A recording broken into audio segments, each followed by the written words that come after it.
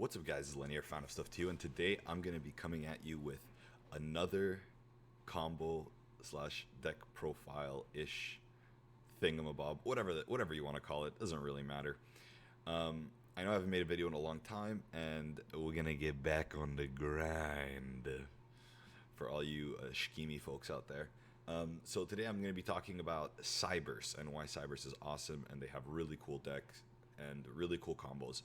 And honestly, Cyberse is a very complex-ish deck to play because you have so many options every time you summon something, what to summon, when to summon it.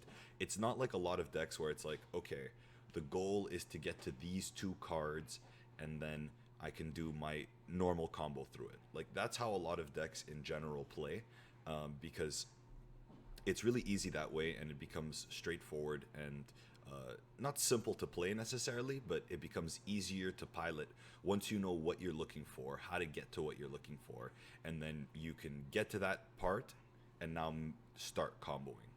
Cyberse doesn't work like that, like at all, okay?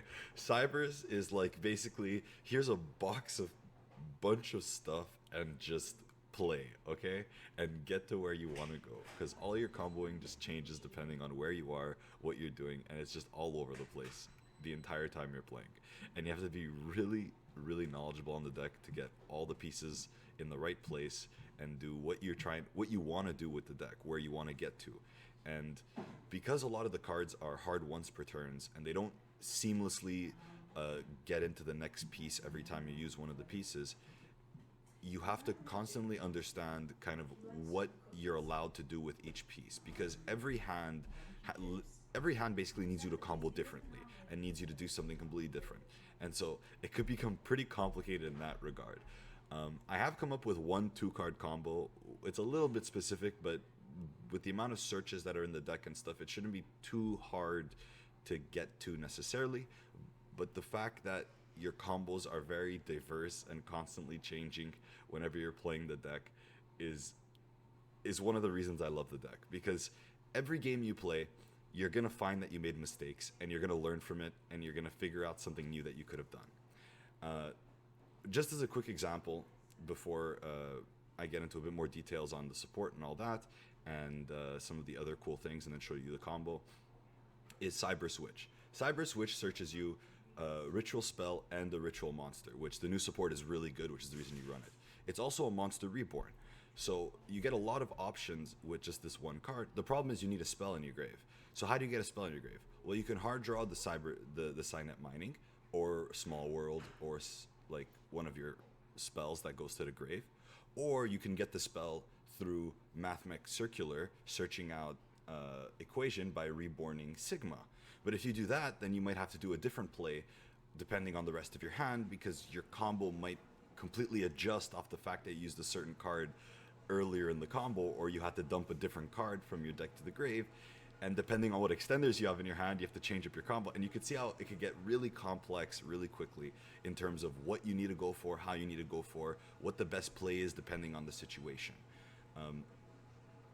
And so Cyberse Witch's Reborn is also decently complex to play, because you might be thinking, okay, Circular dumps Sigma every time, but that's not necessarily true, because sometimes you might want to dump a subtraction or an addition if down the line you're going to be getting Collector to bounce it back to hand to get a special from the deck to then resummon. And it's like, you really have to pay attention to exactly where you're trying to go, where the end board is going to be, and you have to kind of know the deck pretty inside out to really understand how to play. This isn't a deck for beginners. I would highly recommend that you have that you play and you test this deck a lot before you try it.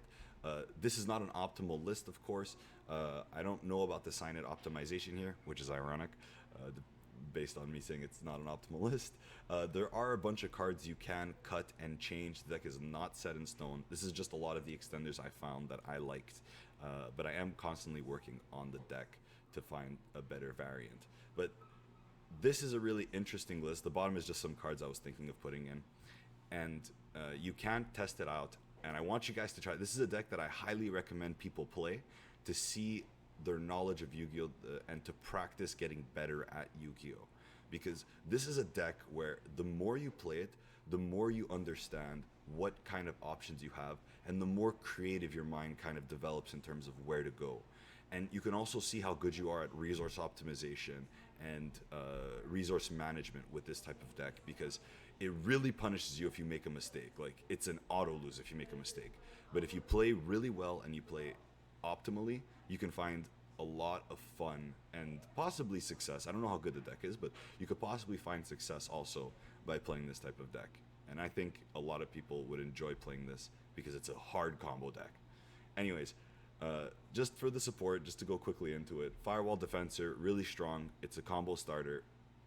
It lets you get Phantom, which lets you get a spell, which again triggers Cyber Switch. So it lets you get those sorts of things rolling along. So they're pretty good combo starters. Cyber Sage and Cyber Disabworm are really strong as well, because they combo together really nicely. They let you synchro, they let you plus, and they set up your graveyard for Dark Fluid, basically having a lot of counters. They also let you go plus off of things like Cyber Switch, so there's a lot of value you can get in those sorts of things. One of the most important cards in the deck is Lingeribo, because he lets you go off of one card. Just normaling Defensor, you can go into Lingeribo and immediately get out Phantom, to then get out Cyber Switch, to then have a spell in the grave, and you could see how the combos start rolling pretty quickly when you're doing this. But again, just to reiterate, I would recommend everybody try this deck a couple times, especially if they want to learn and get better at Yu-Gi-Oh, because this teaches you resource management and really forces you to understand all your options. So I hope you guys enjoy the video. I'm going to show you guys the combo. I hope I didn't drag it on too long, and I'll see you guys next time.